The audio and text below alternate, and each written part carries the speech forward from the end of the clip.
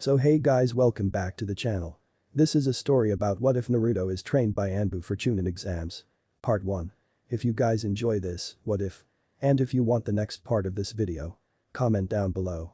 And let me know before I start. Please do support for more awesome content. And leave a like and don't forget to subscribe to my channel. And also share this video with your friends. And check out the description. And check out my playlist. So let's start the video. Chapter 1. The observer then went to the records room at the academy and looked up the boy's records. What he found made no sense. On paper the boy was less than useless. He made copies of all the graduating students' records and quickly snuck into the teacher's lounge. He observed the teachers talk and what he learned tempted him to break his cover as well as their necks. Decades of training in the art of infiltration taught him enough self-control not to do either. But he was severely tested. His next stop was a lone teacher squirreled away in his private office. The teacher Mizuki was asleep, his head resting on his desk. The observer performed a mind-reading jutsu that the Yamanakas taught him. What he learned tempted him to kill. Again. This creep planned to use Naruto to steal a scroll from the Hokage's tower and then frame the boy for treason or outright kill him. Instead of killing the traitor, the observer came up with a plan on the spot. This village would not know what hit them. You passed him? A counselor asked, shocked. Even after he stole a scroll from your personal quarters. Yes, impressive don't you think? The Hokage asked as he took a few victory puffs from his pipe. Lord Hokage, you can't be serious. We can't let him represent Konoha as a shinobi, he will be an embarrassment. The boy could barely pass and he shows no outright skill other than making trouble. The counselor had taken a different approach to attacking Naruto, knowing how the Hokage favored the boy. The Hokage sat there and frowned. He opened his mouth and was about to reply. 168, a voice broke the silence. Everyone froze. Although they couldn't describe the person who spoke some sort of jutsu or genjutsu hit him, they knew that voice. Hiruzen reached into his desk and pulled out an old dusty calendar where he checked the date. You're late, your banishment ended 7 days ago, the old man spoke. I have been here, I was taking care of the paperwork for the last 10 years. The Sandaime Hokage just nodded. Welcome home Kuzai. 168. The number of ANBU, Chunin, and Chunin the boy was able to outsmart and outrun, not to mention the fact that no one saw him paint the monument until after he was done. You say he has no skills but causes trouble. Kuzai said as he looked at the still silent men. How many missions have we done that involved sabotage? You know, sneak in, raise hell, sneak out without getting caught. The boy is a natural. He continued. Regardless, his grades in the academy were the lowest, he is the dead last. He can't even perform a simple clone jutsu. No Uzumaki will ever be able to perform the simple clone. It's written in the Academy Teacher's Guide, their chakra reserves are too large. Everyone saw the Sandaime blush before clearing his throat. That is correct since he is in Uzumaki, so by the rules, I should have checked his chakra reserves. And if they were found to be at a certain level, he was supposed to be given access to one of his family jutsu. Kuzai finished and stared down the men and women in the room. Family jutsus? A woman Chunin asked, confused. Yes, a jutsu invented by the Uzumaki clan as their primary training tool, the reason they were so powerful. Which jutsu? Said a Chunin with a scar on his nose. Kuzai recognized a Chunin as the only academy instructor worth his rank in pay at Yamino. Shadow clone jutsu, it was customary for young students between 8 and 10 to start training with the clones in Yuzu. Hashirama Senju the Nidaime invented the shadow clone jutsu. Kuzai just stared at the Chunin. Says who? Before the Chunin could reply, the Hokage cleared his throat. The Nidaime did not. They were silent for a few minutes as Kuzai just smirked at the old man. So that is why Iruka started and when most looked at him. The shadow clone jutsu was what he used to beat Mizuki. Yes, Kuzai interrupted, that was how he could learn and use the skill so quickly. And with such power that jutsu is literally in his blood. Wait a minute, the Hokage spoke, did you know about Mizuki's plan beforehand? Kuzai just smiled, of course. I wanted to see what the kid could do, especially with all the sabotage to his training at the academy. There was no sabotage, the demon brat. The head academy instructor started to yell when he was silenced by the massive killing intent that radiated from the Hokage. What kind of sabotage? The Hokage asked calmly as he stared at his soon-to-be former head instructor. Kuzai just stood and waited, smirking, but said nothing. He noticed Iruka was blushing in shame and anger. Shame that he did not notice Naruto's need for extra chakra control lessons, and anger that anyone would abuse their duty as a teacher. Many of the other instructors were starting to sweat. Some knew about the sabotage and were worried that they would also be punished. The head instructor wanted to quietly slip away, but couldn't as Kuzai never took his eye off of him. That place is a mess, a new voice rang out as someone else walked into the room. Most of the people in the room including Iruka really started to sweat when they noticed the scarred face of Ibiki Marino. Was I right? Kuzai asked calmly. More than I thought possible, the bastard was working for and planned to give the scroll to Orochimaru, Ibiki replied. Iruka is also cleared. At the mention of his name, the Chunin looked up. Iruka stayed, Hiruzen spoke calmly, the rest of you will head to tea, and I Ibiki will be there to speak with you, and if any of you try to resist, I will send Kuzai for you. Note that he has been our chief assassin for close to 40 years. Dismissed. As the group stood and left, fearful of what was in store for them, Kuzai, Ibiki and the Hokage just waited. Iruka was the one sweating.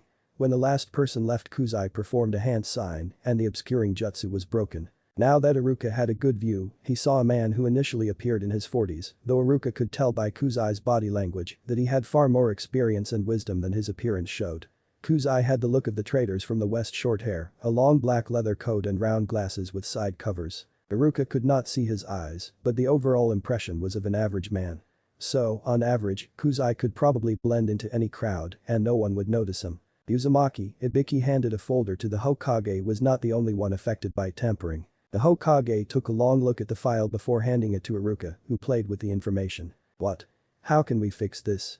Did any of the students know? The Chunin asked as he read. No, they appear to be innocent. I will know for sure after I speak with the rest of the teachers, Ibiki replied calmly. So what? Do we hold them back, retest them? Punish them for their teachers? Iruka asked, not sure how he felt about that. No, Kuzai replied. But we can fix this problem, or rather I can fix this. If you agree to it, Lord Hokage. Kuzai, you have been an ANBU instructor for many years, the chief instructor for the ANBU training camp, Hiruzen started. But we are at peacetime, when was the last time you trained students this young? Itachi, was the elite's reply. But I do understand your concern, a fool I am not. I can train them to match their skills and age, and I will have Mai with me to make sure I do not cross the line. The Hokage just nodded, what do you need? Delay the team selection an extra week, he replied. Kuzai looked at his watch and glanced at Iruka. Send out a notice to all who passed. 2 days from now is a mandatory training day for all students, 10 in the morning will be fine. The Hokage and Iruka both nodded, anything else? I want Nico to help, without her mask. Also, Kuzai looked at the silent Ibiki. I want Anko. Hiruzen was concerned, Anko is not the best with children. Are you sure? You have a lot of fangirls pretending to be Kunoichi, Anko can and will weed them out. We cannot punish them for their teachers. But we can wake them up to the truth. No one spoke.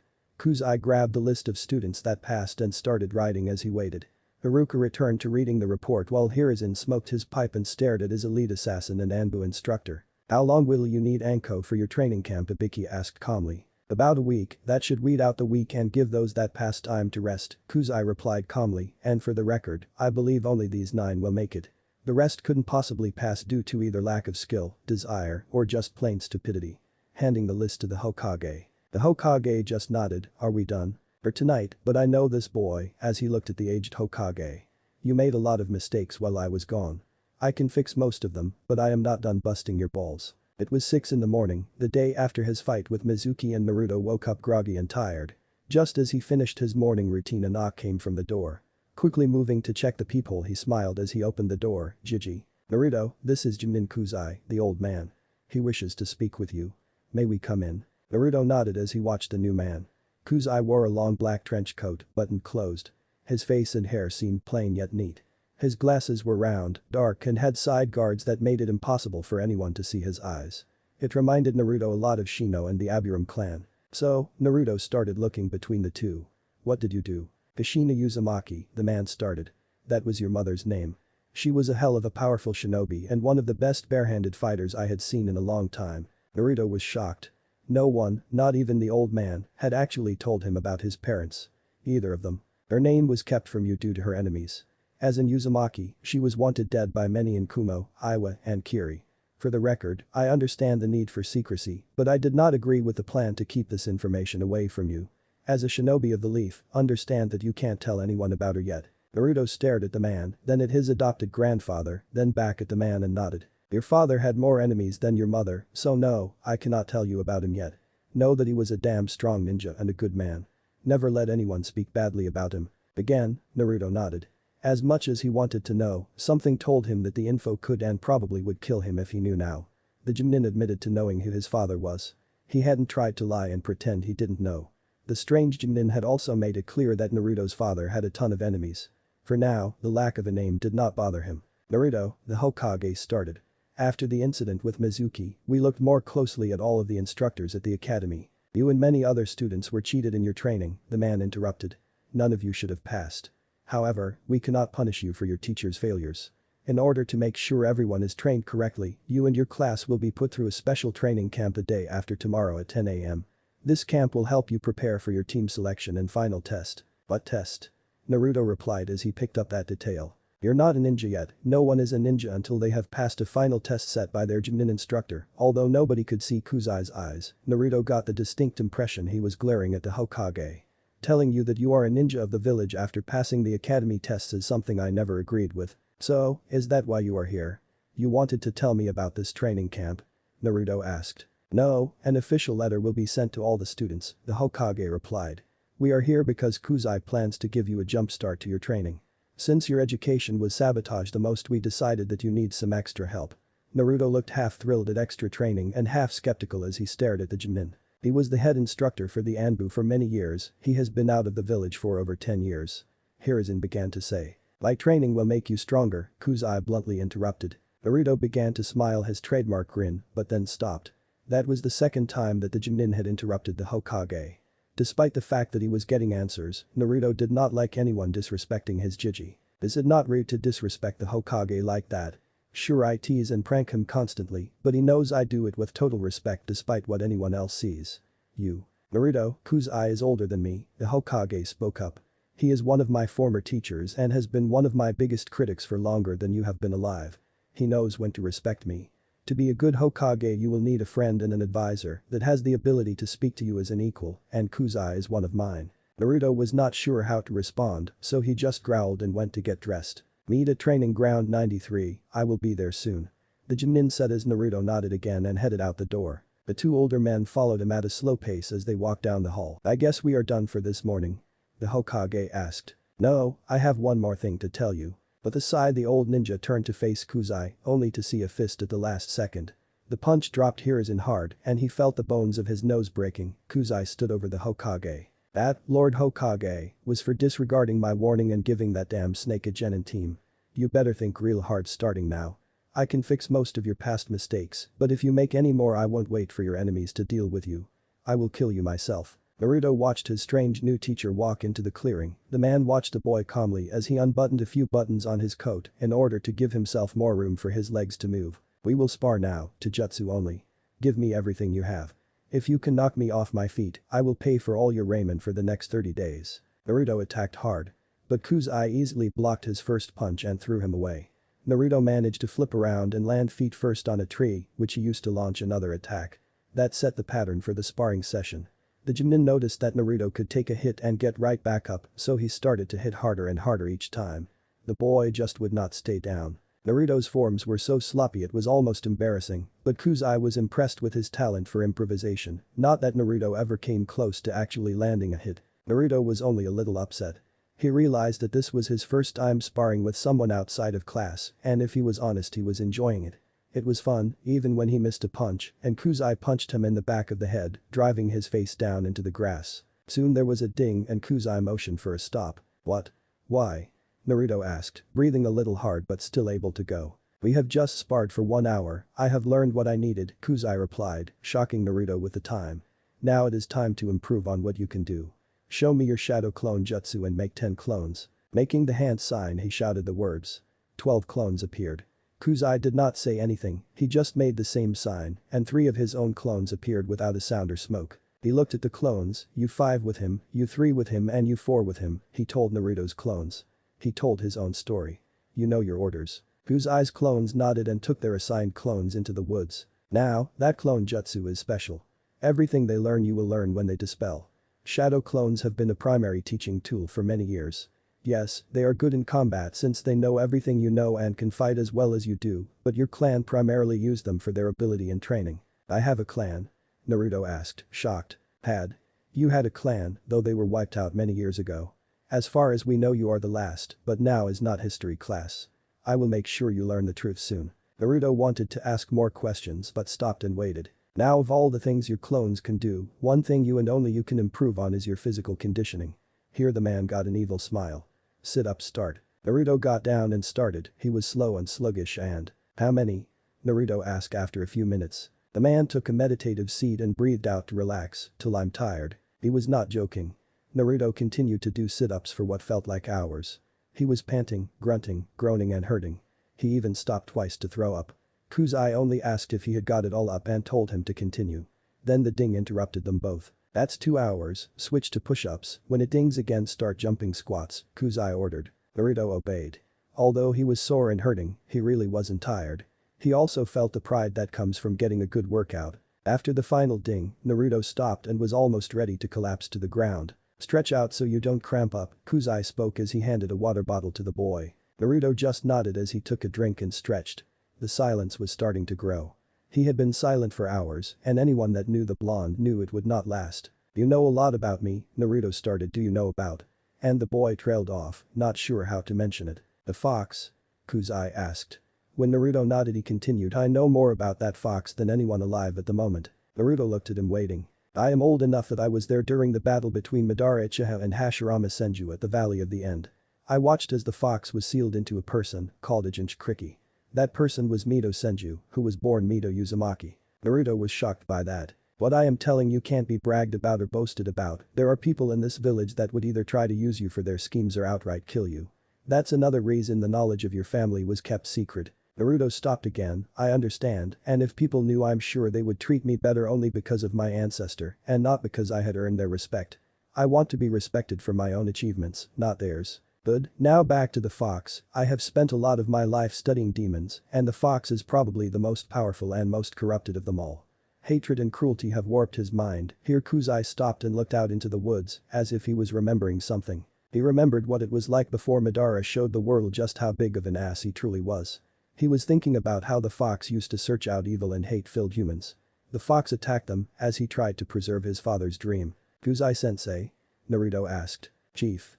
Call me Chief." He replied, "I am the chief instructor for the ANBU training camp. Are you okay, Chief?" "You went quiet," Naruto asked. "The Nine Tails, who has a name though I will not tell it to you, has been abused and hunted and harmed by humans for many years." His outlook seems to have turned dark. "The best thing you can do is be respectful of him. He is not a mindless killing machine but a creature of the world, with dreams and feelings and desires just like you. That is not to say he won't try to hurt you. He is a prisoner and no prisoner likes their cage. He will try to trick you so he can escape. It is not the time for that yet, just remember that no prisoner likes their cage." Here Kuzai stopped, shifting his head to the side. "Okay, the first of your clones are about to dissipate, get ready." Naruto nodded and stood up. It did not take long before he felt a rush of information. Next, he walked over to a tree and started to walk up to it slowly. Once he was certain of his footing he began to go faster. "Cool, this is awesome," he shouted as he ran up a tree and along the underside of a branch before jumping and flipping to land on his feet. Then a second rush hit him. When he looked around he could not find any water, but that was okay since he had not yet mastered that training. "We can walk on water?" he asked, shocked. "Yes, it is a basic but very important skill. Once you have learned both tree and water walking I will teach you how to fight using both. Woohoo, I will be stronger than Sasuke team and no." Naruto was quickly silenced by a slap to the back of his head. He glared up at the man, only to be frozen by a glance. "Focus. You are a shinobi of the leaf, there are more important things than who is stronger. In fact, who is stronger is a playground game that has no place anywhere but the playground. You have a long way to go and much to learn as you grow. That game is over starting now." The growl in his voice made it clear that Kuzai was serious about this, and even the somewhat stupid blonde knew not to argue it. "Okay, the third group should be about ready." Again, Naruto got ready. This time the rush came harder and he stared out into the woods for a moment.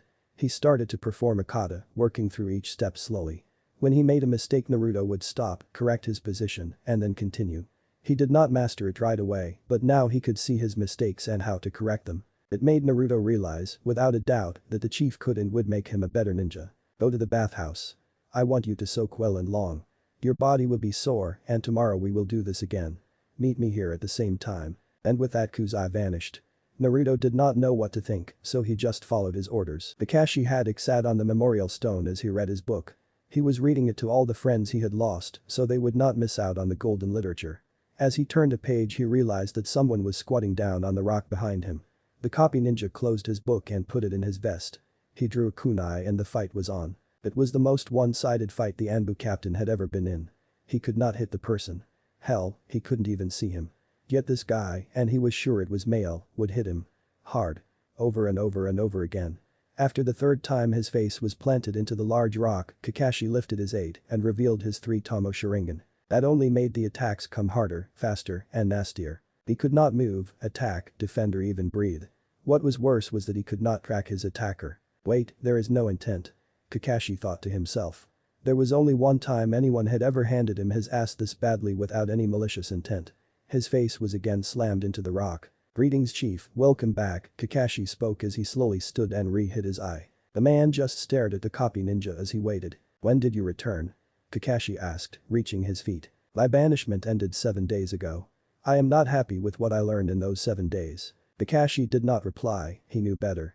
This man was not one to piss off, and if you somehow manage to do that. Kami has mercy because Kuzai wouldn't. Naruto Uzumaki is Kushina's son, Kuzai started to speak. The day you die I have no doubt the first people you will meet will be his parents. Both of them. Kakashi did not speak. He knew he was in trouble, his inability to care for the boy, even from the shadows, warranted whatever beating the boy's parents would deliver. At that moment the copy ninja felt the first drops of rain start and heard a rolling of thunder. 1 hour, full assembly, Kuzai said as he vanished. The storm started to fall into a fury. Naruto was almost to his apartment when the rain hit. It came down in sheets as the lightning flashed and thunder rolled. In seconds he was soaked. All he cared about was getting someplace with 4 walls and a roof. He was just getting to the door of his apartment building. Phew, came a very soft sneeze, as though whoever did it was doing their best not to be heard. Naruto found a girl with indigo hair trying to hide in a small badly covered porch. He knew who she was, Hinata Hyuga, the cute girl that he had a crush on since the day he saved her from 3 bullies. She was soaked in her oversized coat and starting to shiver. Hinata. Hinata-chan. Naruto spoke out just loud enough to be heard over the rain. She looked up as he got close, her face inches from his. She could not help it, she blushed a deep red and was only seconds away from. If you faint it will be much harder, Naruto whispered. Stay awake for me. She looked into his eyes and somehow, she was able to regain her footing. She gave a soft nod. Naruto did the only thing he could, he took her arm and led her up to his apartment. Once inside he handed her a clean towel and robe, then quickly showed her to the bathroom. Once she went in he turned around and looked at the mess that was his apartment. He quickly made a large group of clones and set them to cleaning, sending 2 more out on errands. It was barely 3 in the afternoon, but the storm raged and blocked out any light. So, it was dark when every ANBU and elite Chunin of the Leaf Village stood in formation. Everyone in formation stared at the man at the front. He stood, back straight, feet apart, hands clasped at the small of his back. No one knew what to think when they heard the call. Much less why it was the copy ninja that called the assembly. A flash of lightning came and everyone felt his presence. There was no mistaking that aura, he had returned. Kakashi snapped to attention without a sound. Those that weren't already at attention quickly followed him. 2 people started to walk up the center of the formation. One was the Sandaime Hokage, dressed in his formal Hokage robes, though his robes were open to reveal his battle gear. He was carrying his legendary staff. The second man wore a long black leather trench coat and a pair of dark circle-rimmed glasses with side guards. Other than that, he appeared average and easily overlooked. The 2 walked up and stood before Kakashi the copy ninja to step back and the 2 men turned to face the mass. You know who I am, what I am and what I have done. I know who each and every one of you is, what you can do and what you have not done. Kuzai spoke calmly as he looked around. I am not impressed. In fact, I am completely pissed off. The shiver went up the spines of every ANBU and Chunin. Only their training kept them from running from this one man's intent. I am thinking about stripping you all of your ranks, cutting your pay and making you rerun the gauntlet. No one spoke, though a shiver went through the formation. You all owe yours for preventing that, I trained you better than this. Kuzai finished. An ANBU boar stepped forward. Chief, I and many others are not. We do not understand. The boy, Kuzai replied, is skilled and clever, I am impressed. But none of you saw him painting the monument till after he was done. Most of you did not see him until he set off a smoke bomb. And then he outran all of you. He is skilled, yes. He did it with piss poor training, yes. He impressed me, yes. But you all let yourselves get sloppy. The group started to look around. Some are ashamed to admit he was right. Some wondered about the poor training. Another person stepped up, she had purple hair and a cat mask. Chief, there is something else, isn't there? Something you have not told us yet. Nico asked. War, Kuzai replied. There is a war coming, at best in less than 5 years, and there is no stopping it. That silenced everyone, even the Hokage. That is all. Dismissed. Kuzai barked and turned his back to them. Most started to leave in quiet groups. Soon it was just the Hokage copy ninja, Kuzai and one other person. Hello asshole, Kuzai called out as the 4th person stepped up.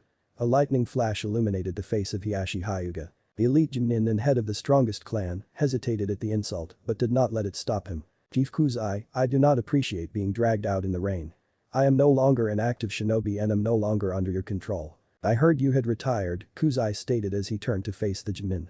Strange thing is, I did not have your paperwork on my desk. Even with my banishment, it was a simple rule. Once your paperwork goes through the chain of command and lands on my desk, not the Hokage, not the Chunin commander's my desk, then it is official. The Ashi knew to tread carefully. This shinobi was not one to be arrogant with. Are you sure you did not misplace it? 10 years is a long time. Kuzai gave a smile that put Hiashi on alert. True, very true. That document could have easily gotten lost, stolen. There are a million different reasons why I did not find it. The Ashi was starting to get ready for a fight. He knew this man better than most and he realized then and there he was being set up. But, you have still received your monthly pay, every month on time. And you have never put in the paperwork to stop payment. Kuzai smiled as Hiashi paled. Now when a clan head goes on long-term sabbatical in order to run their clan, which I might add is perfectly legal, they can keep their pay.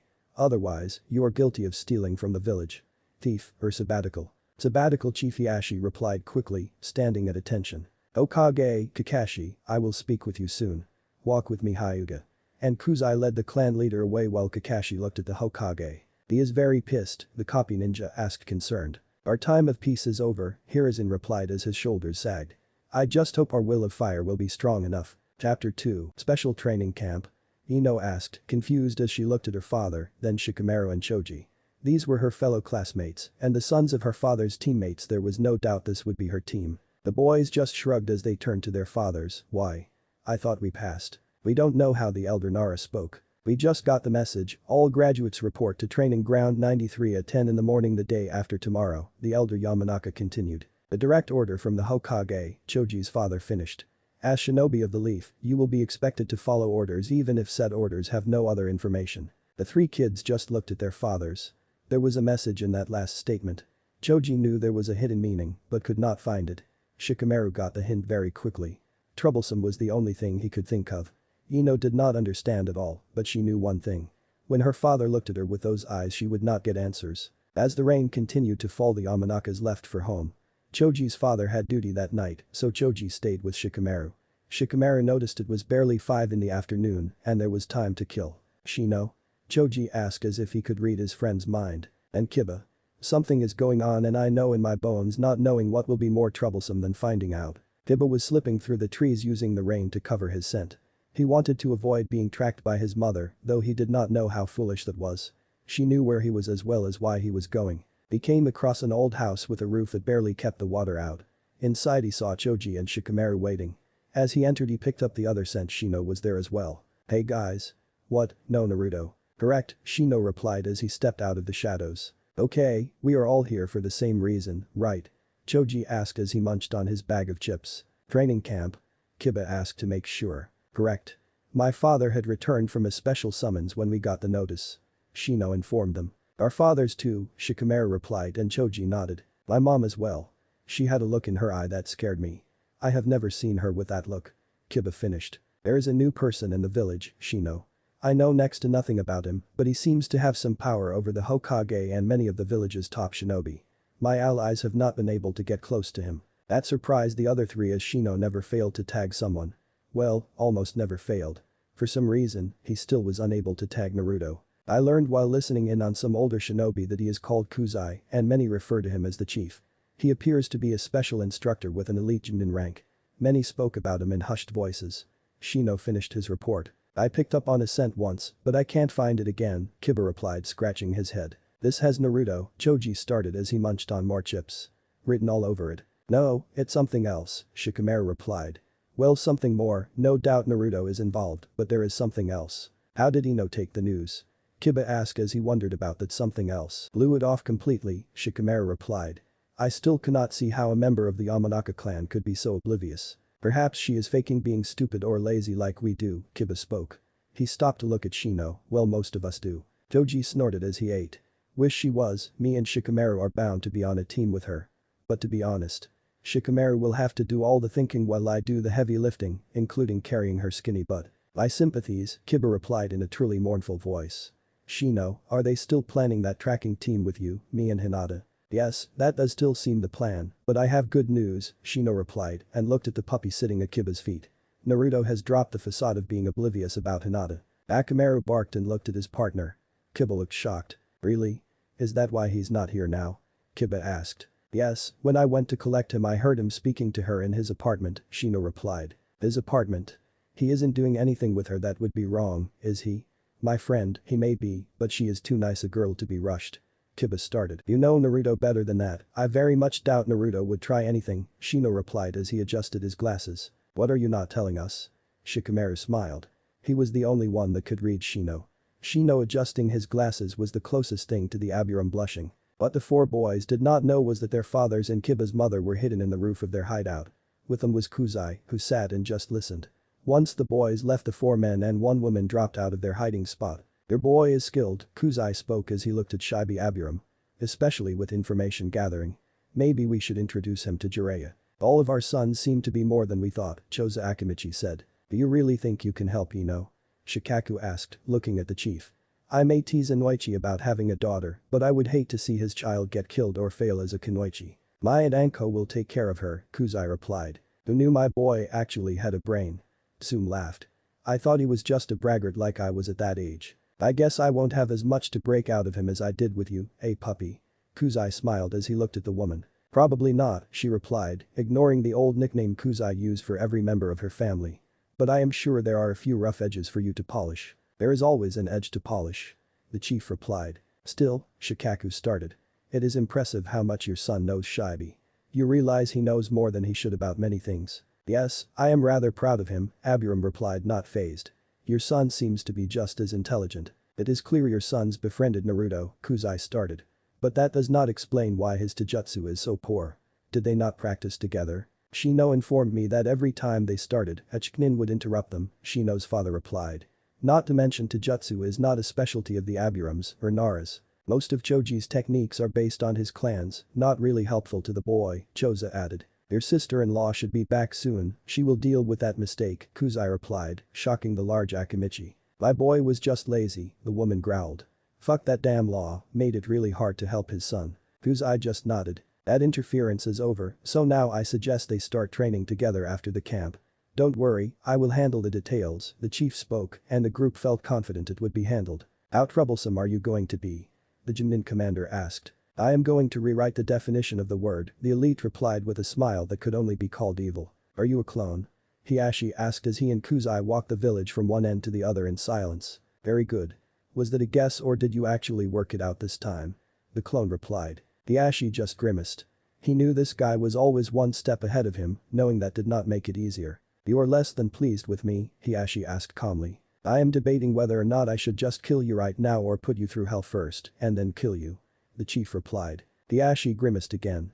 It was worse than he thought, the chief was not here as a commanding officer of the shinobi forces, he was here as. What are you doing here? Chief asked, breaking Hiashi's train of thought. The clan head spotted a soaked kid with an orange jumpsuit and blonde hair. Oh, hey chief, I was looking for Hyuga-sama, I did not know you knew him. He is an elite Chunin, why are you looking for him? The chief replied and asked again. Naruto turned to look at the clan head. Hyuga-sama. I was sent by Naruto Uzumaki to inform you that he ran into your daughter as the storm broke. He motioned to the still falling rain. She was quickly drenched. To ensure she did not get sick he took her to his apartment to get dry and sent me to inform you. Send you, you are not. Shadow clone?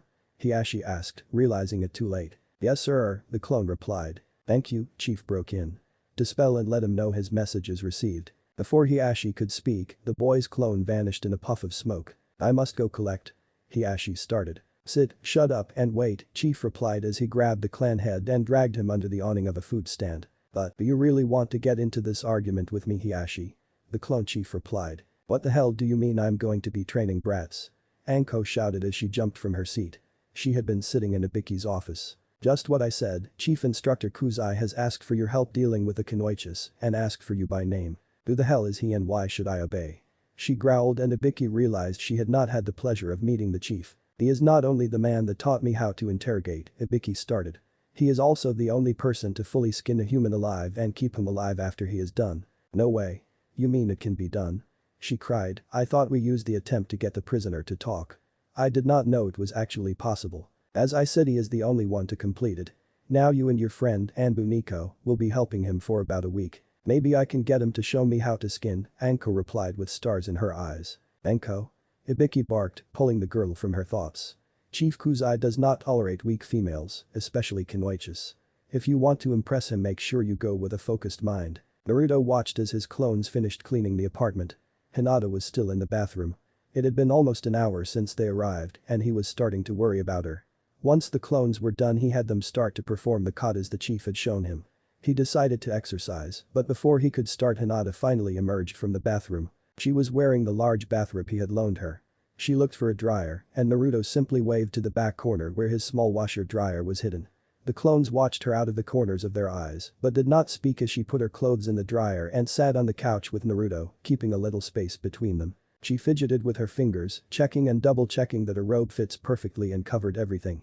Just as she was about to speak. "I am sorry," Naruto spoke as he turned to look her in the eyes. That shocked her. Sorry. Why was he sorry? "I am sorry, I acted as if I forgot or did not notice you, Hinata. Hinata, stay awake for me." His request was almost too late. Hinata was already turning a deep red and about to faint, but like before she managed to fight it off. "I remember when I saved you from those bullies and how your guardian told you not to speak to me. I had every intention of finding you and becoming your friend." "What? Why?" she asked, and Naruto looked straight at her. "Because you are probably the kindest girl there is, you are smart and strong, yet not arrogant like the rest of your family, and when you're not around them you treat people kindly, especially young children. Plus, you have a lovely smile and a beautiful blush." Naturally, the mentioned blush returned to her face, but she shook her head. "I mean, why didn't you come find me?" she asked. She was worried he would say because you're not as strong as I thought or you're too much of a failure, things her family had said many times. Many times. "Two of your clan elders." And he spits the word elder as if it was venomous.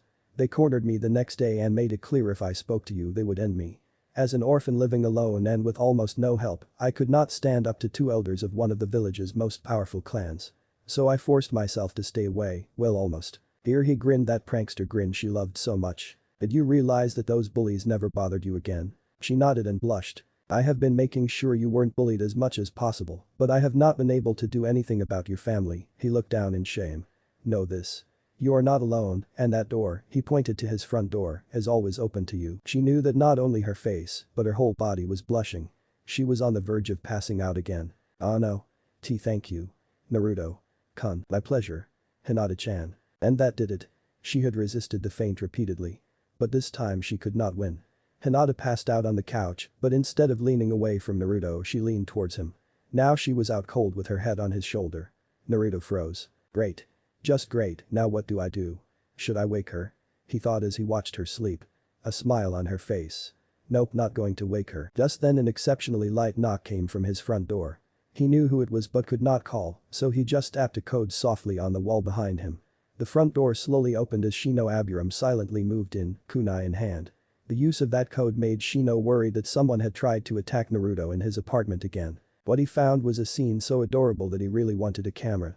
The blackmail he could muster from a picture would be worth the young blonde's rage. Naturally, Shino did not let any of these emotions show. He was an Aburam after all. Shikamaru called a meeting. "But I see you won't make it," Shino spoke in a low whisper so that Hinata would not wake. "There is to be a training camp. You know all about that, don't you?" Shino noticed a smile on the blonde's face. Naruto just nodded, careful not to wake Hinata. She might not recover if she knew someone besides Naruto had seen her like this, even if it was Shino. "She was following me again," Naruto started after a few moments of silence. "She got caught in the rain and sneezed. I couldn't let her get sick, so I decided to end the facade." "Good, Akamaru will be happy," Shino replied. "He enjoys it when she rubs his belly. Now that she will be in our little group," here he took Naruto's nod as confirmation, "he will be happy to get them daily." Naruto smiled. "I will let them know you won't make it. For Hinata's sake, I won't tell them too much," Shino said as he turned to leave. "Once it is out that she is talking with me her family will try to harm her," Naruto warned. "We should plan to drop our facade soon and all at the same time. She will need us." Shino nodded and left without a word. Naruto sat on the couch, unable to move for fear of waking the cute little Hyuga. Trying to find something to keep him occupied while he waited, he noticed a book on the end table. Carefully picking it up without jostling Hinata, he saw a note attached. "This should be a good read for you, Chief." Naruto looked at the book. He wasn't as stupid as people thought, but he knew he wasn't a prodigy or a genius. He sure as hell did not do well in bookwork. But the chief had yet to be wrong, and he literally couldn't do anything else, so he looked at the cover. Pre-beginner's guide to Fuinjutsu or Sealing for the Stupid. After a bit more hesitation, Naruto cracked open the book and started reading. Kurenai sat at a table in a private room of her preferred restaurant as she went over some files about her future students. She was going to be leading a tracking team. The members would be Kiba Inuzuka, Shino Aburam, and Hinata Hyuga. That last name put a smile on her face. She liked Hinata, cared for her. She knew that the girl had the potential to surpass any Kunoichi before her, including her mother. If only she had not been raised by that arrogant wide-eyed bastard of a father. The good news was that Hiashi Hyuga had placed Hinata in charge the week before. Of course, his parting words had filled the Genjutsu mistress with more hate than she thought she could ever have. Her longtime friends arrived. First was Yugao, otherwise known as Nico, though they kept to the general rule of we do not know, talk about it or guess. The purple-haired sword user slid into the seat to Kurenai's left and poured herself some sake.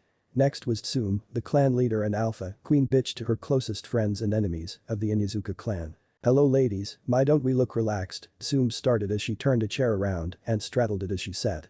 "Seems your males have been useful." The dog woman grinned evilly as she saw the start of a blush on the red-eyed woman's cheeks. From the sounds of it, Yuga replied in a relaxed voice. "You're just jealous, guess you still can't get your needs taken care of." The growl from the dog woman was loud, deep and threatening as she leaned towards the relaxed purple-haired Kunoichi. "Mother, behave."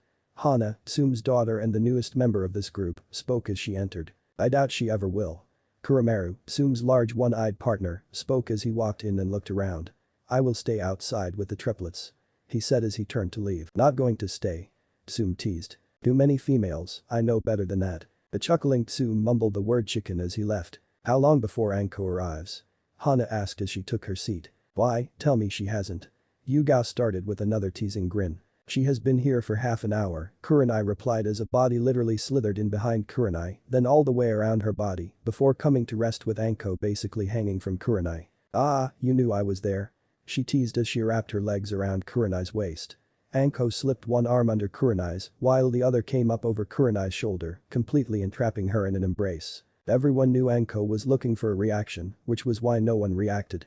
Kurenai just sipped her drink as if nothing was different. Now that everyone had arrived, Kurenai decided to get the meeting started. Although Tsume was older than the rest by almost 10 years, close to 20 regarding her daughter, it somehow came about that Kurenai was the group's leader. She looked around at the strongest collection of Kunoichis in the village of the Leaf. In fact, they were the only real Kunoichis worthy of the title of ninja, at least active ones. She was disappointed. For 15 years she had been a shinobi, hoping to prove women were just as skilled as men, and all the good Kunoichis in the whole village fit in this one small room. "Stop dwelling," Tsume spoke, reading Kurenai's mind. "It's hard, I had hoped there would be more of us by now. Your little Hinata should be joining your team soon, yes?" Hana smiled. Kurenai just nodded before frowning, "But she is the only one. I am not seeing any other girls that look like they take being a Kunoichi seriously." "Don't worry, things are changing for the better." Yugao smiled and looked at Tsume who smiled back, almost evilly. "How so?" Anko asked as she rested her chin on Kurenai's shoulder. "Chief's back," Yugao and Tsume replied at the same time. Anko, Hana and Kurenai all lifted their heads. "Do you know him?" Anko was really interested. "He was the head instructor for ANBU camp," Yugao replied. "Trained me when I wished to become a hunter nin," Tsume added. When asked why she called her tracking team Hunter Nin when that name had been taken by the Mist Village, her reply was simple. To piss them wanted trackers off. After that no one questioned her and just accepted her team as Konoha's Hunter Nin. "I have never met him," Kurenai spoke. "What can you tell us?" "He will beat the stupid out of anyone," Yugao spoke. "He will be twice as hard on the girls," Tsume smiled and looked at Anko. "Why?" Kurenai asked, worried about Hinata. "He hates weak women and will not tolerate weak Kunoichis," the two women replied as one. "Fangirls?" Anko asked. "He asked for you by name, did he not?" Yuga replied, smiling at her sadistic friend. Anko smiled back, finally understanding why she was picked. "So, any more good news?" Kurenai asked. "My son is not as stupid as I thought," Tsume replied with a grin. Everyone, even Hana, looked at her in shock. "Yep. Seems Kiba, Choji Akimichi, Shikamaru Nara and Shino Aburam, along with Naruto Uzumaki, have a little undercover group going." "Like us you mean?" Hana asked with a small grin. "Our group is not secret," Tsume replied and grinned as she leaned back and looked out the small window of the room. There she saw Hade, Asuma, Kuramaru and the triplet sitting at the bar drinking in silence. "It's just that none of the men want to risk trying to interfere, cowards." Dear Tsume stopped and gave a very evil grin to Kurenai. Seems Naruto was not as blind to Hinata's affections as she thought. All the boys, seemed to have put up a facade to fool the village. Oh, and last I heard Hinata was at Naruto's place. She should be fine, Chief vouched for him. Kurenai's first thought was to run to Hinata, but Anko refused to let her stand. Relax, Tsume trusts Naruto to behave. Right? Anko asked, looking at the oldest woman. Far better than I would have behaved at her age. Tsume replied with a smile. Not helping, mother, Hana replied and looked at Yugao. Chief vouched for the boy, so if he does anything. You will get to see the skinning technique for sure, Yugao replied, causing Anko to skiver. After a short time trying to reassure Kurenai that her charge was safe with the boy, the Kenwaichis continued. You and me, training the girls, Anko laughed evilly as she looked at Yugao, again making sure Kurenai did not stand. And my, Tsume replied. Oh goody, Yugao gave a strange giggle, something not heard often. Who is my? Hana, Kurenai and Anko asked at the same time. The woman holding a blade to your throat, Tsume replied and smiled at Anko. For a second Anko was confused, then she felt the point of a kunai at the jugular. Slowly she turned her head to the left. Kurenai and Hana just gaped as they saw a woman smiling sweetly. The woman took the blade away and leaned in to kiss Anko's cheek. She then leaned over to hug Yugao from behind before stepping to Tsume. Tsume stood up so they could kiss each other's cheeks before both sat back down. Mai was dressed in a simple shirt and pants combo with a simple black leather vest. Her hair was long and black with hints of a blood red, her face looked plain. The only thing that stood out was the large choker around her neck with a yin-yang symbol and the kanji for balance in the center. Mai waved at Hana and started to make seals, at least that's what the group that didn't know her thought.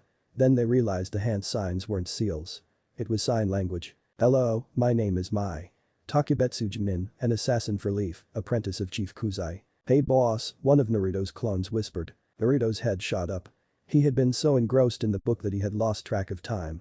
When he marked his page, he realized he was already halfway through the book. Hinata was still asleep, but now she was curled up on the couch, her head using Naruto's thigh as a pillow. Boss, it is almost 11, me and the others are about to poof. Naruto was shocked at the time. He figured that someone would have come for Hinata by now, he was hoping it was the Jinniniki. True, he did send a message to Hinata's father, but he thought that the woman cared more about Hinata than her father did. He checked his clone memories, Hiashi Hyuga was with Chief. He will have to see about that later. He then realized that the clone he sent to find the woman Hinata lived with had not dispelled yet. It's too late to try and get her home, Naruto stated. Anyone wash her clothes? The clone nodded and pointed to where Hinata's clothes were folded and ready. Well, I guess she will just have to stay here, let's try to move her without waking her. All your plans have gone up in smoke, you weren't planning a sleepover anytime soon boss, the clone replied as he and Naruto gently lifted the sleeping girl up and carried her to his bed. I need to be really careful, one wrong move can get Hinata in a lot of trouble, Naruto said. Not to mention yourself. The clone replied. I already have a bad reputation. This village wouldn't know what to do if I didn't. Hinata however. If her reputation takes too big a hit too soon her family. Naruto left it at that and the clone nodded. Soon the two had Hinata in the bed with a heavy comforter. In her sleep, she somehow found the large stuffed frog Naruto secretly slept with, naturally the boy blushed and he and the clone left her to rest. After a quick goodbye the clones puffed and Naruto was again left to the quiet of his apartment. As he returned to the couch he started thinking about the book he had been reading. What shocked him was that he could remember most of the material. Book learning was never his strong suit, but it seems seals were an exception. Chapter 3. Hiruzen was an early riser. He had to be Hokage of the Leaf Village. He sent the two Chunin night guards home so they could get some sleep, then walked through the doors to his office. He stopped when he saw someone sitting on his desk reading a file. Well, it is good to see you, Mai, how have you been? The woman looked up and smiled. He always liked that smile, it was so warm and friendly. It always amazed him that she could have that smile despite everything she had been through. Morning Hokage-sama, sleep well. About as well as any Hokage can with Chief around. She nodded as she knew that meant not even close to good. He is here to help. And fix the mistakes. The Hokage just nodded as he went to sit in his seat. Once he had settled into his chair she handed him the file she was reading. Going over it thoroughly, his eyes widened and he looked up at her. Why did no one ever think of that? 'Cause people got lazy was her reply. Hokage again nodded as he continued to read through the file and made some notes. When he finished he looked up at her again. She had not moved as she waited. The swore. Do we know who? Shake of the head. Where? Another shake. When? No. We know only that it is coming. It will be hard to mobilize the village and get them ready. As it is now we would have to be attacked with heavy losses before the village finally realized. He spoke before she interrupted with another smile. Did you forget? Chief is here, he take care of that. And with that, she hopped off the desk and kissed his forehead before slipping out the window. Ishino Nara, the mother of Shikamaru, was headed to her son's room to start the chore of trying to wake him up. If she was lucky she would complete that chore sometime in the next 5 hours. As she opened the door and was about to start her well-established rant she stopped. The room was empty. She knew Choji had stayed over last night and she'd expected to find both boys passed out in positions that could only be achieved by two boys trying to stay up far later than they should. But they weren't, they were not in the room. Then she noticed the room had been cleaned. Once her shock ended she quickly turned and headed for the kitchen where she found her husband reading some early reports and drinking his tea. The fact that he was up and moving this early had her worrying greatly. "Shikaku, our son is." She started to speak when her husband just lifted a finger and pointed at the fridge. On the fridge, a note was pinned. "Went out training with Choji, back by dinner, no need to make us lunch Shika." "Okay," she tried to understand. "What is going on, why? Who? How?" "Chief is back in the village," was all her husband said. She knew Abiram went about his morning like normal. Because of his personal colony and his clan's general colony, his duties and chores often had him up at 6 in the morning. As he finished and put his long coat on, his mother called. "Shino, your friends Shikamaru and Choji have arrived." "Humming mother," he replied. He went to the kitchen where he spotted his father reading a paper. His father briefly lifted his head and despite his glasses, Shino knew the man was watching him out of the corner of his eye. His mother smiled at him. She was a kind, friendly, and open woman that his father had met on a mission out of the fire country. In a rare act of emotion, one neither Choji nor Shikamaru would ever mention, Shino pulled the collar of his coat down to kiss his mother on the forehead. She was, in fact, shorter than her 12-year-old son, before replacing his coat and nodding to the two boys and following them out. The three boys walked in silence through the early dawn. Shino and Shika were having a silent conversation with each other, silent as in no words used at all, yet they knew what was being said. Choji knew something was up but had long ago resigned himself to never understanding how his friends' minds worked. As they walked into the Inyazuka compound they noticed they were watched by several people and many dogs. Hana, Kiba's older sister, was in front of one house tending to her triplets. She hesitated slightly, which told Shikamaru and Shino all they needed to know. "Morning boys," she smiled. "Morning senpai," Choji replied politely. "Kiba up?" "Doubtful, it is too early for him," his sister replied. "This cannot wait, can we collect him?" Shino spoke calmly. "Sure." She replied with a grin, then hesitated. "Wait here." Hana quickly went into the house and into the living area. Tsume was lying on the floor, almost completely naked, with 2 or 3 empty bottles around her using Kurumeru as a pillow. "Really mother, this does not help us dispel that rumor," Hana thought as she grabbed a blanket and covered her mother. The massive dog just opened his eyes. "Kiba's pack has arrived and is looking to collect him," she told them. "Worried about that rumor?" he asked, giving a doggy grin. "It is getting out of hand. Even her closest friends are starting to believe it.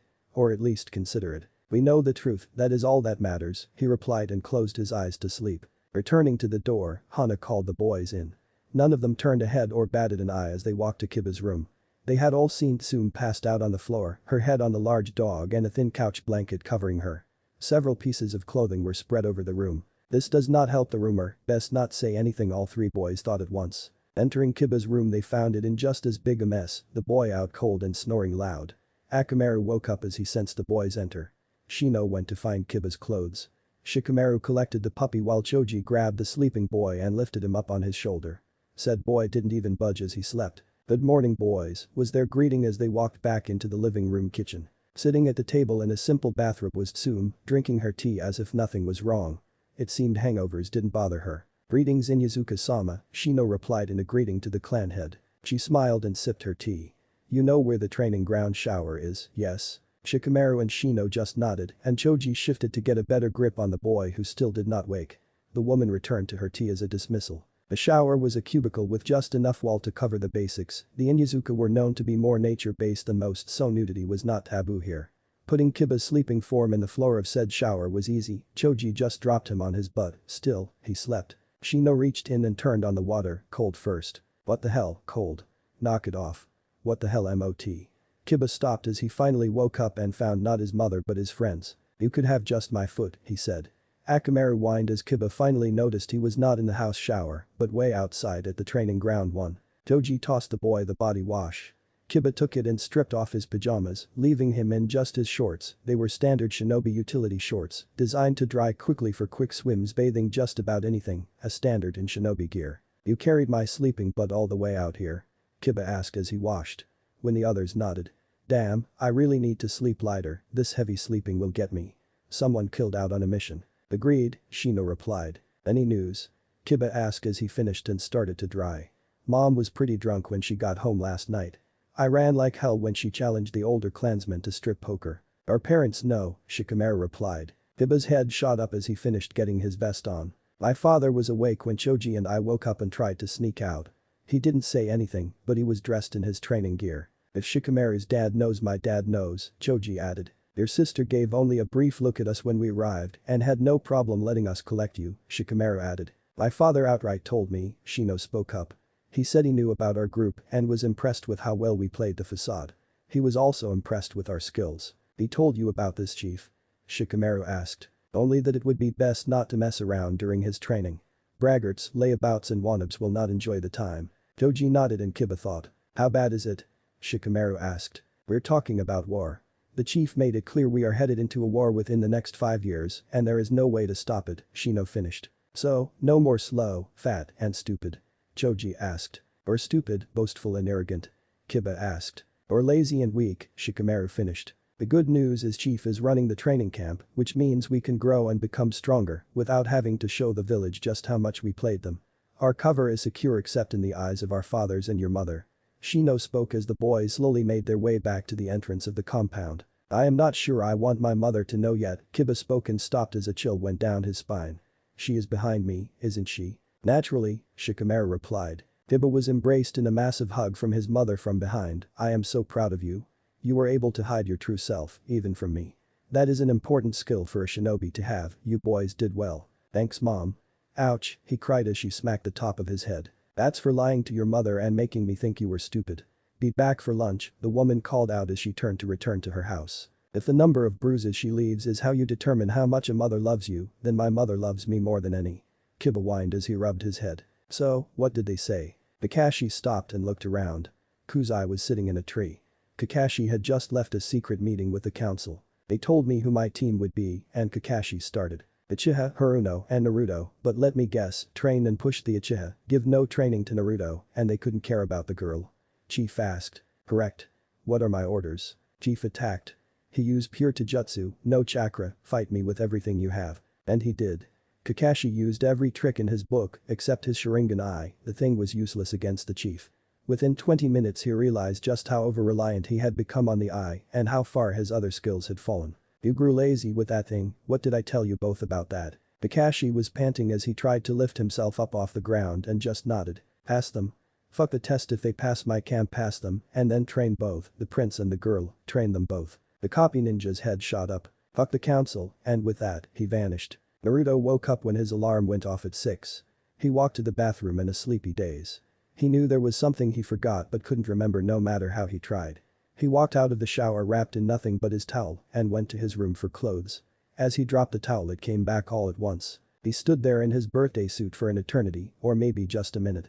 Both seemed possible. Slowly he turned his head to look at the bed. It was empty. Now he started to panic. Naruto knew just being his friend would put her in danger, so he dressed very quickly and left his room. There was Hinata sitting at his kitchen table eating as she tried to read something. Her blush spoke volumes about him walking around in a towel. Naruto didn't care, he was just glad to see she was okay. He kicked himself for forgetting he had a guest. Morning Naruto. She spoke with a stutter trying to get over the situation. Morning Hinata, what are you reading? He replied as he joined her for some food. A letter from someone called Chief, here is one for you. Chief is the guy I was training with yesterday. He will be leading a training camp for all the graduates tomorrow. What did he write? He wrote about those shadow clones you use and gave me the maths. Here she stopped as she heard a thump and something that sounded like a hiss. She found Naruto on top of the fridge, glaring and baring his teeth like a pissed off or scared cat. For a moment she was confused when she noticed his eyes were locked on the paper she held and remembered how much he had lacked in maths class. She could not stop it, she started giggling at his antics. Then she openly laughed. A sound not heard in that village in a long time. Hearing her laugh was like music to his ears and calmed him down as he slowly started to climb down from the fridge, one eye on her and one eye watching the evil numbers. That's a good Naruto, come sit, the evil maths won't hurt you, it's for me anyway. She chuckled as she coaxed him back to the table like a cat. Or any other small scared animal. What is the maths for?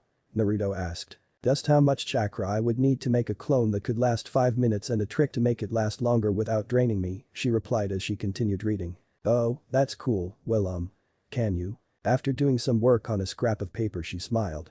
I can make two, what does your note say? Naruto had forgotten and quickly looked, then his eyes widened. It simply says bring her, he replied then looked at the clock. Shit, we are going to be late. Naruto grabbed his shoes and made them into clones. You two work on that sealed book, don't go out, the knowledge of me using clones will get out. But I want to keep it a secret for now. I came up with a prank I want to pull. And with that, he took Hinata's hand and ran out the door. See, Anko spoke as she was half asleep as she clung to Kurenai's back resting her chin on the woman's shoulder.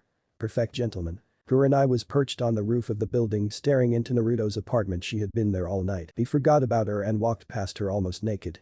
The red-eyed woman replied looking for a reason to be mad. You're pretty absent-minded that early in the morning, Anko replied. Now take me to bed, don't care what you do with me after we get there, but take me to bed yours or mine I don't care. Anko mumbles and starts snoring. Kurenai just scowled as she turned to take her friend home as she realized how tired she was herself. Hours later Yugao had walked into Kurenai's apartment to find both women asleep on the couch, a sight that was so common that the ANBU did not bat a lash as she knew more than once that she too had woken up in the same state. Hinata just had to hang on for dear life as he basically took her across the village. Arriving, Naruto noticed he was 1 minute early, but Chief and 3 of his clones were already there waiting. Make your clones, Chief spoke as he waited. Naruto did again making more clones than the 10 needed, this time it was 15. He turned to Hinata and she made her clones, 2 more Hinatas popped up and quickly all 3 took a pill. Once taken the 3 Hinatas looked much better as the soldier pill refilled their chakra reserves. Chief looked at the girl and simply asked, "Tree and water?" She looked up as she thought. "I have mastered trees but not water," she replied feeling self-conscious. Her clan's elders had told her all children had passed this by now. "Good, very good, better than most of your class," Chief replied, shocking the girl. "You 5, Kata's take a Hinata. You 5 the tree, you 5 take the other Hinata and work on water.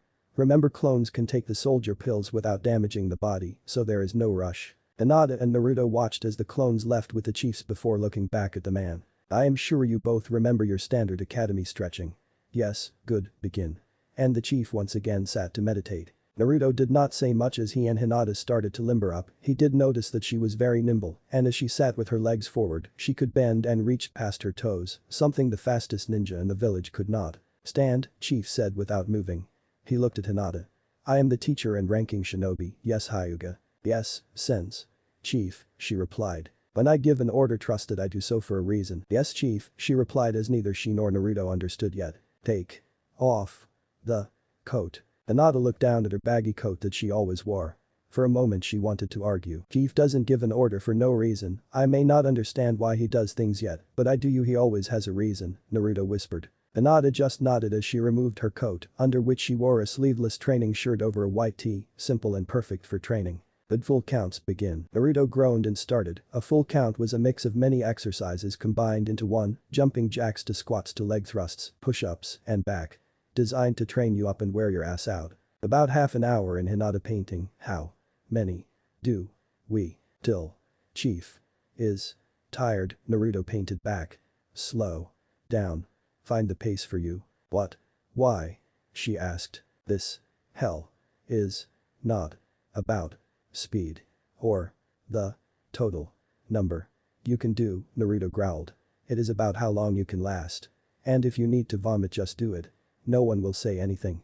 And if they do, I bet he will make them join us. The full counts lasted, who knew how long, and both kids were getting slower, though neither lost their breakfast yet. The ding was a welcome sound as Naruto collapsed followed by Hinata. "Stretch out so you don't cramp," Chief spoke for the first time as he stood. "How long?" Naruto asked as he worked his hamstring. About 6 hours later, the chief smiled.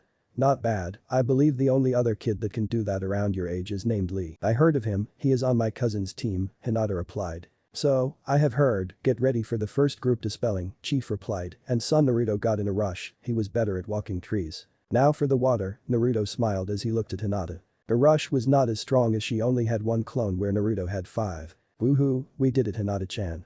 We can walk on water," Hinata smiled as Naruto did his victory sign, then he grabbed his head as the final team dispelled. "But both of you," Chief spoke as he saw Hinata look at him.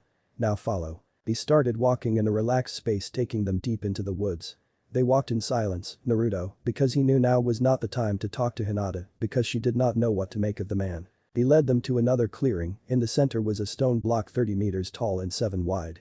It had a coarse texture, but it was smooth. In fact, there was not a single semblance, as if it had been carved from a single piece of stone. Walk, do not run or jump, walk up the side to that halfway line, Chief spoke, pointing to an orange line painted halfway up.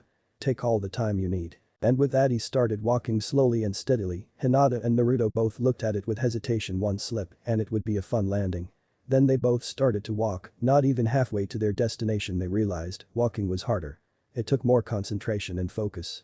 Naruto was already sweating and swearing under his breath. Though she was not known for using that kind of language, Hinata was agreeing with every curse Naruto said. Both made it to the line sweating and panting, and the grateful chief took his time walking to the stone, and they realized he did that to give them time to recover. Chief stood there as if this was nothing as he stared, sideways, out over the treetops. Begin your katas, take your time. As soon as you complete 3 full sets you are dismissed, Chief spoke, and then he started doing his personal kata. Naruto started his style that the chief was having him learn, the sweat started to pour from him, he looked over and saw that Hinata was no better as they both went very slow through each move. Hiruzen was impressed as he watched with his crystal ball. He had been a genin for almost a year before he could begin the training on the stone. It was almost 2 years out of the academy before Minato first went up the stone from hell as he called it. Seeing Naruto there on just his second day of training with Chief showed him that the faith that he and Minato placed in the young blonde was justified. A civilian villager may not understand it, but as soon as this information gets out there will not be a single ANBU that will disrespect the boy. The next thing that shocked me was the Hyuga girl. The Hokage knew why Chief was pushing the girl and what interest he had in her, but to see her on the side of that wall on the first training day with the chief. Wait till Hiashi learns this is that Naruto and that's Hinata, Hiashi's girl, Kakashi asked. He had slipped in the window behind the Hokage. Are they already on the wall? At the mention of the wall, the ANBU that were always stationed around him actually broke their cover. Chief would chew them out later and came to crowd around the orb shocked as they watched. Naruto, Hiruzen started. Only need a little motivation. To raise a lot of hell, one of the ANBU whispered in reply. The Hokage looked around at the stunned faces and smiled at the ANBU's slip. Why so shocked?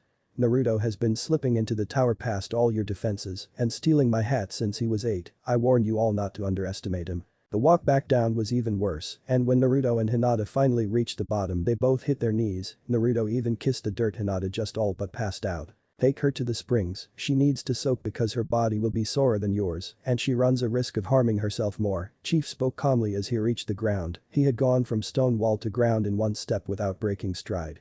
I am sure there will be someone to take her into the bath waiting for her. Hiruzen actually blushed as he knew he had been caught watching the training. Naruto's head shot up confused. Most people don't heal or recover like you, Naruto. You have your clan's healing factor. Add the fox. The Hokage stiffened to that and you recover in a fraction of the time of a normal person. You will simply walk or sleep off things that can and have killed older better trained shinobi. I never have. Really? Naruto asked. Most take days or weeks to recover from a broken arm. You were healed after a night's sleep, remember? Chief smiled. How did you know about it? Boy, I take my job very seriously and as such I learn all I can about my students. Now take her to the hot springs. And with that Chief vanished. She wasn't fully asleep, but she was almost there as he somehow got her on his back in a piggyback. Then he noticed her heavy coat was hanging on a tree branch. I thought we left that at the other clearing. Oh yeah, Chief. So, he grabbed it and carried her out of training ground 93 and through the village. Some villagers scowled at him, but most just ignored him. He did notice a ANBU. He had a knack for spotting them, but was kind of shocked when a couple actually nodded their heads in a respectful manner. He did not know how fast some news traveled. Waiting at the springs was Kurenai. Yugao had told her that Hinata would be coming and would need some help soaking. Anko had come along and was actually standing by her friend instead of hanging on her back like normal. Close by, the red-eyed woman noticed Inara, Abiram, and Akimichi heirs along with Kiba, Tsume's son waiting, and it seems she was not the only one notified. Greeting Jinniniki, Naruto started noticing who was waiting for them. I apologize for last night. I was not expecting Hinata to stay all night and planned for you to come and collect her when my clone found you. I swear I was very respectful of Hinata. The first words out of his mouth shocked the Ikki. Don't worry brat, Anko said. Kurenai knows she camped out on a rooftop and watched you all night through your apartment window. And she laughed as Kurenai spun and glared at her friend. Thank you Mr. Uzumaki, Kurenai spoke after a minute. I will take her from here. I am told she had some strenuous training. Ma'am, Naruto started. If I wasn't 100% sure of him I would swear he is trying to kill us with how tough our training was today. No one spoke as he slid the now sleeping Hinata, with a smile and a light blush on her face, off his back and into the arms of a concerned woman. Anko, the scary-looking woman in Naruto's mind, just smiled as she followed her friend into the woman's bath. Naruto moved over to where his friends were and led them into the men's bath. Deeper on the wall, Naruto called out as he walked into the men's side and spotted a man trying to force a hole open in the bamboo. Want us to deal with him? The man spun around with a scowl. He was short, skinny with drunk eyes. Naruto and the boys had heard of the super pervert called Jiraiya, and this was not him. Just then the tail of a massive-sized snake came over the fence, wrapped around the man and threw him out of the hot springs, followed by a very shrill shriek from the peeper. "We got it, thank you," Naruto recognized the crazy lady's voice. Once all the boys were in the water, Naruto gave a massive sigh as his aching body found relief. The boys watched him closely. "Really that bad? I have never seen you that wore out," Choji asked as he snacked on a few treats. "Be ready tomorrow," Naruto replied. "I think this guy will redefine the word workout." Closing his eyes, "Find anything?" "No," Shikamaru replied. "Your tips about sneaking into the records room really helped, but it was hard. I have no idea how you can get in that tower so easily." "Seems I have a skill," Naruto smiled. "Yes," Shino replied. "But to the point, Chief Kuzai's file was not there. I am thinking an elite shinobi like him will be hidden in the Hokage's personal files, which means breaking into his office, something only you seem to be able to do." "Guess it will have to wait till after the camp then," Naruto spoke. "No time tonight as we will all need all the rest we can get." Chapter 4. Hiruzen could not sleep. Well, that was a lie. He slept dead and solid. He just woke up at 4 in the morning, charged and ready to go. He hadn't felt this in years and was thinking that it was Chief's doing. He got dressed, putting his battle armor on, and summoned Enma, who quickly turned into the staff. The Monkey King did not speak much, he too could feel the air. Ash walked into the tower at 5. He was greeted by shocked faces as this was rather early for him still. "Okage-sama," Chunin spoke as she stood. "Is there something going on? Why do you ask?" if he tested her. "Well.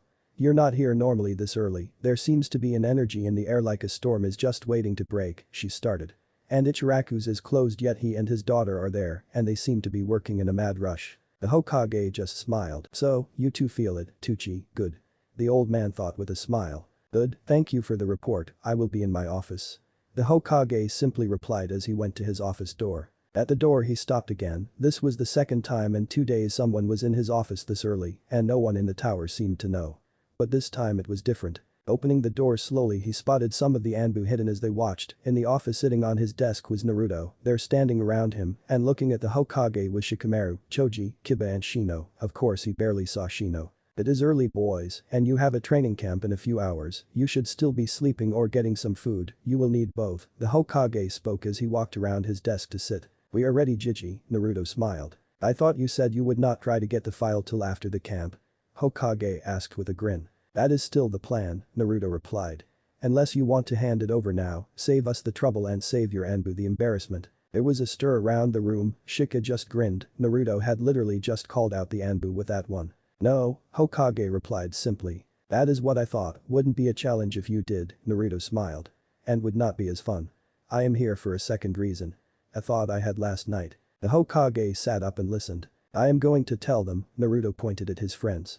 "And Hinata too.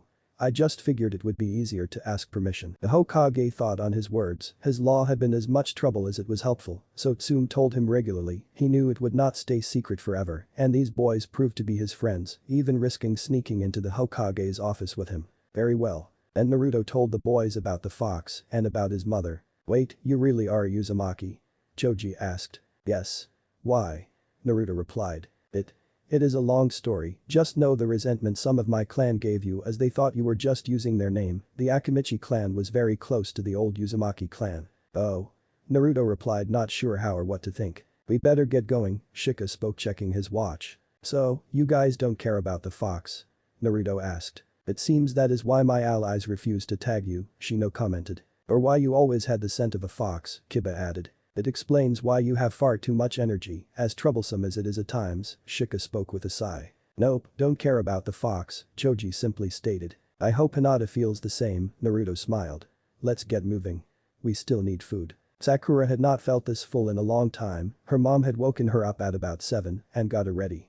The pink-haired girl could sense there was something off but could not guess why her mother was so tense.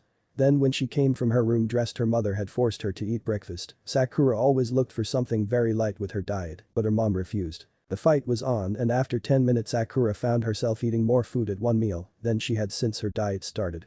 She noticed it was all healthy foods, but with a lot of calories as well. When asked why she had to eat this much and completely destroy her diet, all her mother said was, "You will need it." So now at 9:30, she was walking on her way to training ground 93, which was further out of the village proper than she had ever gone. Truth is, her, like many, hadn't even heard of training ground 93. She spotted Ino up ahead and jogged a little to catch up. Sakura noticed she too looked like she was still working through a full course meal. Ino pig, billboard head. They called out to each other but did not have the same fire. This whole day felt foreboding. Walking the rest of the way in silence, and as they reached a trail leading into a densely wooded area, they met two Chunin, one Sakura recognized as Kuranaiki, the Jinjutsu mistress of the village. "Names?" the older woman asked. "Ino Yamanaka, Sakura Haruno," the girls said together. The Chunin just handed a name tag to each girl. The guy that stood beside the woman had a lit cigarette and a beard. Follow the path to the clearing, can't miss it. Neither of the two Chunins seemed impressed with the girls. Truth was, they were not at all impressed. And the two girls quickly started walking the path. After what felt like forever, they arrived in a clearing. To one side stood most of their class, including many of their competition, i.e. the girls that were gunning for Sasuke. To the other side was a group. Shino Abiram, Choji Akimichi, Shikamaru Nara, Kiba Inuzuka and Hinata Hyuga all sat together with the loser Naruto as they. "What, are they really going through the academy stretches?" Ino asked, confused. "Looks like it, man. Choji is so fat," Sakura whispered. Hinata had woken up early and prepared quickly. She was still blushing a little about when Naruto carried her as she was so tired from the chief's training. She still had not made up her mind about him yet. He seemed like a perfect instructor, never belittling her and very patient, but she also felt that he was holding something back in regard to her, but she could not figure out what it could be. Hinata joined her guardian Kurenai for a solid filling breakfast, a larger than normal breakfast, but Hinata did not ask somehow, she knew she would need it. Then the two went to leave together only to find Naruto and his friend waiting. Naturally, Hinata blushed a deep red but was able to stay awake. "Well, I am sure you know everyone," Naruto started. "Shino, Shika, Choji, and Kiba, you know Hinata-chan. Hinata-chan, these are the guys, and we are hoping you would like to join our little group of outcasts and misfits." She giggled at the introduction and gave a nod as she reached to rub the belly of the small white dog that had jumped from his master, walked over to her and simply rolled on his back. "That's good, cause with Naruto and Kiba in this group, we need all the smart people we can get to make up for it," Choji joked, earning a pained moan from both boys mentioned, but smiles all around. "Since it seems you have an escort, I will leave you here, Hinata. See you soon," Kurenai spoke as she vanished in a swirl of leaves. The six kids quickly started to walk. They knew they would be early, but both Naruto and Hinata were sure it would be best. Arriving at the entrance to the training ground, they met Kurenai and a man with a beard and a lit cigarette. "We will be assisting in the camp, take your badge and head in," Chief said to head to the lake clearing. The man spoke as Hinata and Naruto both nodded and led the way. They were early and the first ones there. The clearing next to a massive lake felt eerie. "I feel as if we are being watched," Shino spoke as he looked around. "I feel that the test has started already," Choji also looked around. "We should go through this as if the training started the moment we took our name tags. We should be ready for an attack from now on," Shika spoke after a moment of thought. Kiba tensed as he watched the empty woods and lake. "How should we proceed?" "We should stretch and get ready," Hinata offered. "Chief likes to start with heavy workouts." "Yeah, my guess is he plans to run us to the ground today." "Did anyone else besides me notice that the mandatory part was written only for today?" "No," Kiba replied. Shikamaru pointed it out, Choji admitted. "Yes," both Shika and Shino said together. And Hinata just nodded. "So? Stretching?" Kiba asked as he put his partner down. "Any form of stretching we can think of," Shika nodded.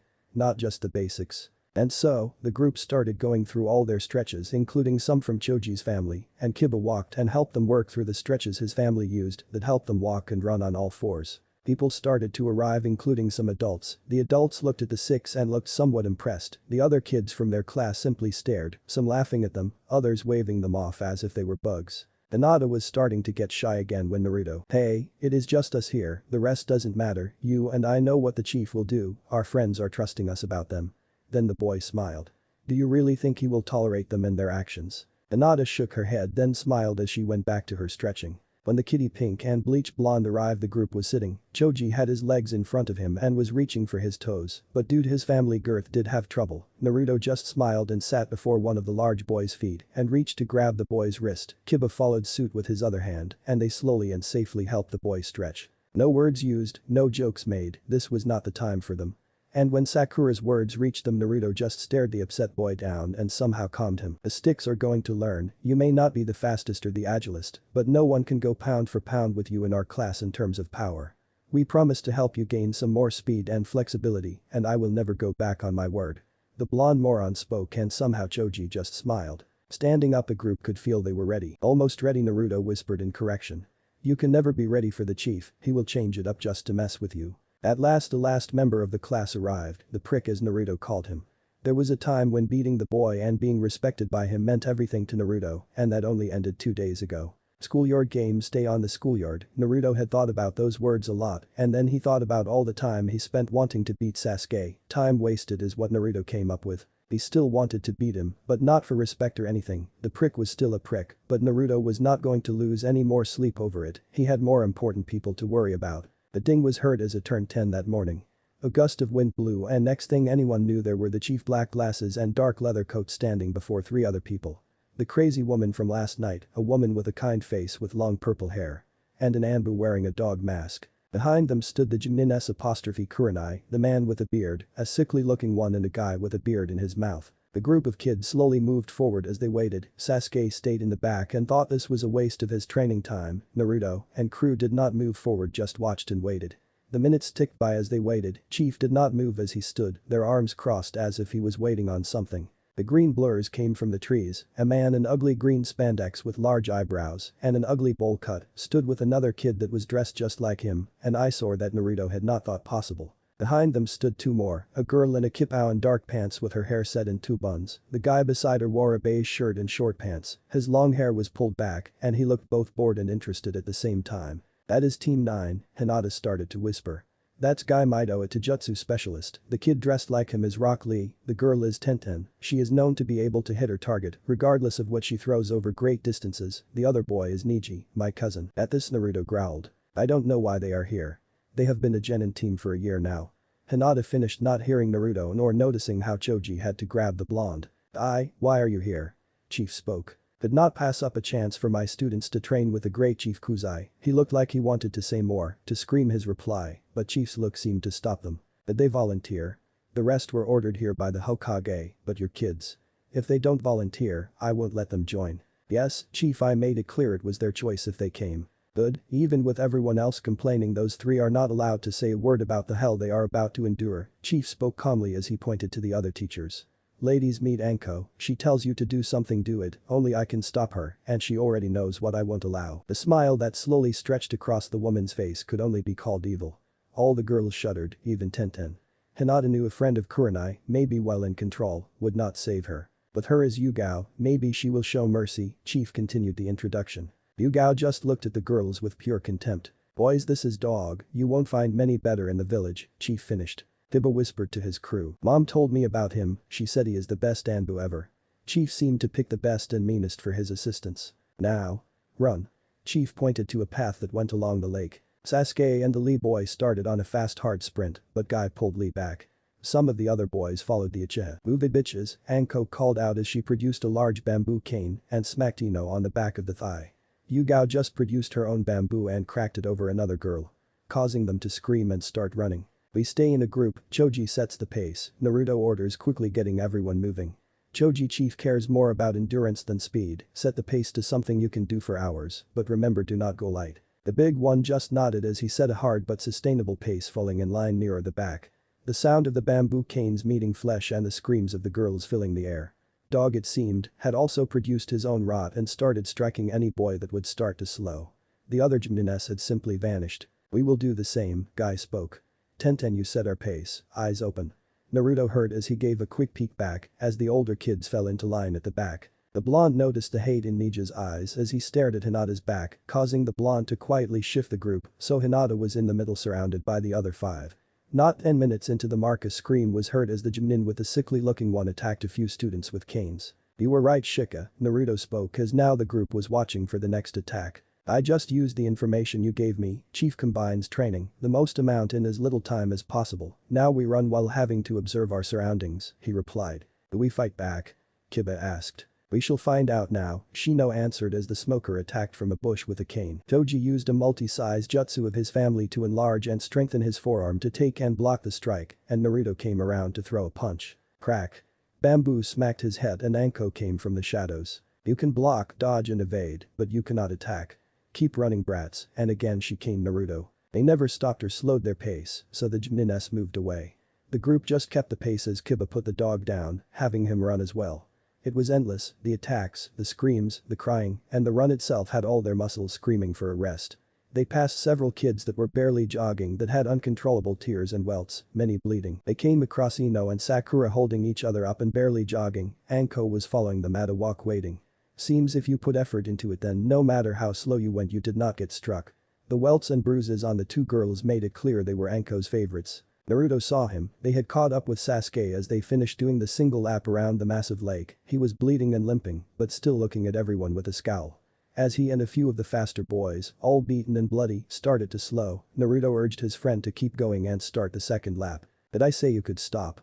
Chief asked as he struck one of the boys that stopped hard with his own cane. 3 times they went around the lake, everyone had a bruise or two, everyone except Hinata. Naruto had taken many hits that were aimed at her. Stop, rest, 10 minutes, Chief called and the kids dropped, well all but Naruto and Lee, but even they were winded. All the little princess is untouched, Anko cried as she charged at Hinata again. When he was done, Naruto growled and caught the cane in his hand, wrenching it from Anko.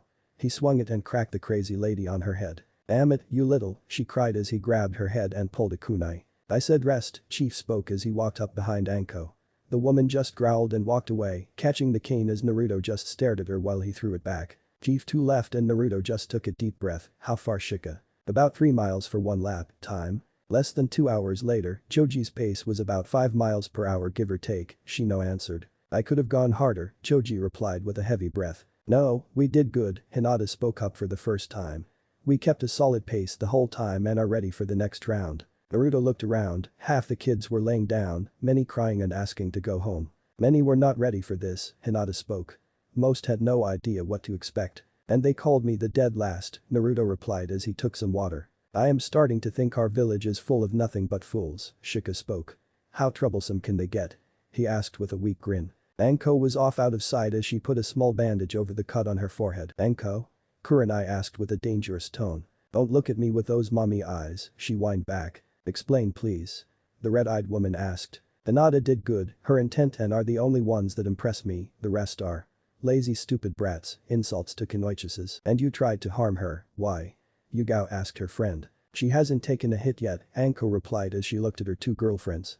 You can have all the skill in the world, but if you can't take a hit, you risk your life and the lives of everyone else. True, Kurenai replied. But I thought I made it clear, her. The family has made sure she could take a hit. And Kurenai hissed the word family. So? You weren't exaggerating, her family really does treat her like that. Yugao asked as she batted Anko's hands away and helped put the bandage on straight. Watch the Niji boy, watch his eyes. The 3 women turned to look out at the kids, and Anko and Yugao spotted the boy he was shooting hate at the girl with his eyes. Sorry Kurenai, Anko spoke. I do like that girl, good spirit and drive.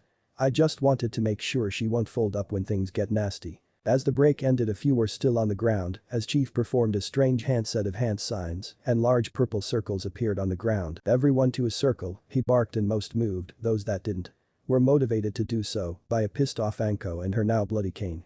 Full counts. Begin. The moans were followed by the sound of the canes cracking and the screams of pain. Naruto was ready for this and made sure the others were too.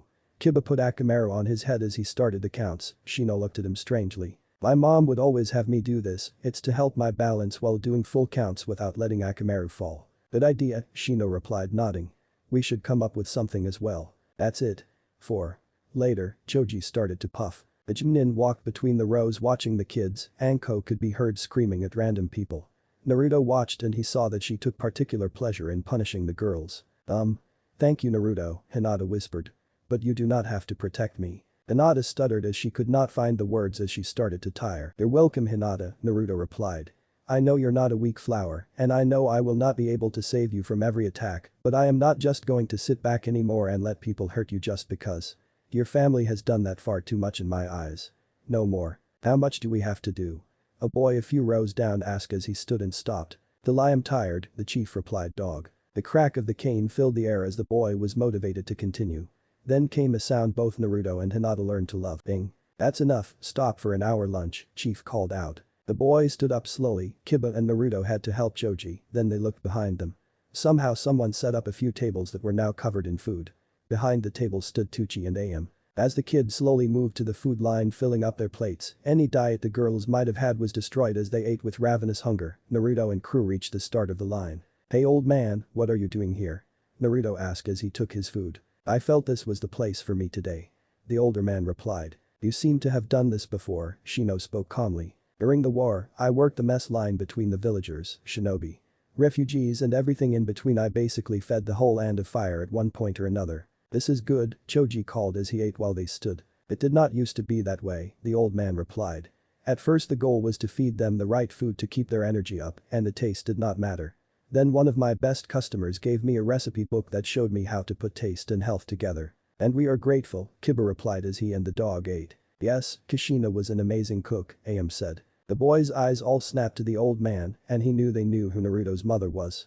Hinata did not seem to notice the name yet so did not react. Tucci leaned closer and whispered to Naruto, "You're doing good, both of them would be proud." Thanks for listening. I do hope you enjoy it. If you want the next part of this video, turn on that bell notification. Like, subscribe and comment down below. And also check out the others videos I have created and enjoyed it. See you guys next video.